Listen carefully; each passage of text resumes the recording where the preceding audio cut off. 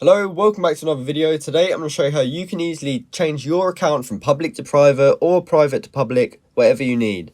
So to start with, you just want to open up the app, and from here you want to look in the bottom right corner where you can find your profile. Now click on that and it will bring you to this page here. Now there's actually two ways of making your account public or private. First way would be to go in the top right and look for those two lines that are just next to that Instagram logo there. Now after we've clicked on this, we can look for privacy. And at the top, there's a toggle switch for private profile.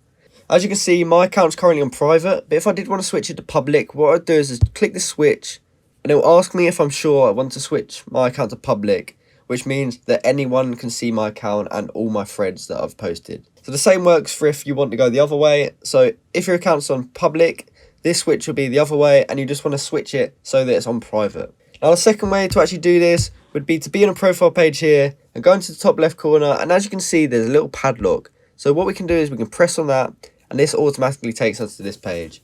So I hope you found this video helpful. If you did, please comment down below and like and subscribe for more. Thanks for watching.